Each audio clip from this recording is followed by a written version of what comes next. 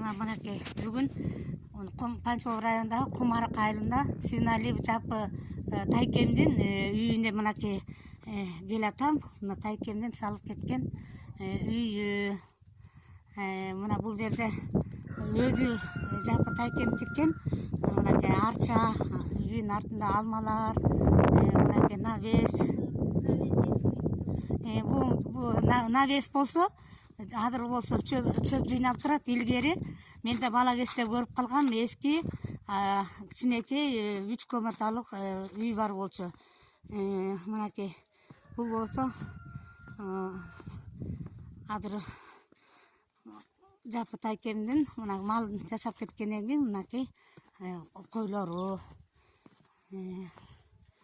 Мынакей бул жерде сыртта да жүрөт. Мына отун кана, биякта бүт бардык сарай, коро жайы.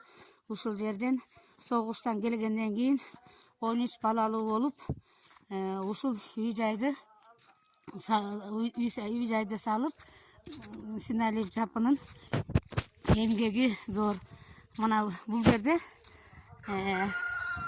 бул журтту азыр эң күчүү баласы Сүйүналиев мынакей Субан баласы. Кандайсың Субан? Мынакей бизге кошо көтөрүлө. Мына бул үйдө кармап отурган келин Гүлзада. Мынакей бул жерде апам Чыныбаева Калбиби. Апам да азыр бул жака келип балалык кезин эскерип атат. Чоң атасы Сүйүналиев жөнүндө айтып атат. Ушул жерден чоңоюп бүлдүрүккөн жегенин Айжан чоң апасына Жабырака.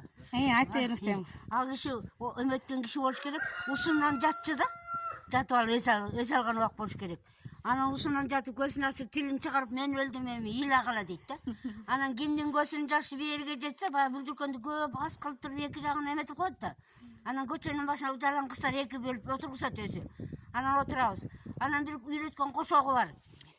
Камчындын атында учунда атпасты, Атакемдин чымындай боюн датпасты деп айткыла дейт. Тилибиз келет, келбейт, чулдурап баягын шалап алып айтып эле ыйлайбыз. Анан баягы бүлдүркөндү көбүрөөк жейли деп бакырып үнүбүздүн баарынча бакырып ыйлайбыз да. Анан кээде көзүбүздүн жашы чыкпай калса, сенин көзүң жашы чыкпай калды, сен муну эле жейсиң деп койсо анан таң калабыз. Өлүп калган киши муну каяктан билди экен? Көзүн ачып жатчу экен, тилин чыкса эле өлүп калган экен деп ойлойбуз да. Анан кийин Айжан апам казактын ойбой, баягыңыз дагы баштадыңбы деп эле апам ошентип калар эле. Ага болбойт.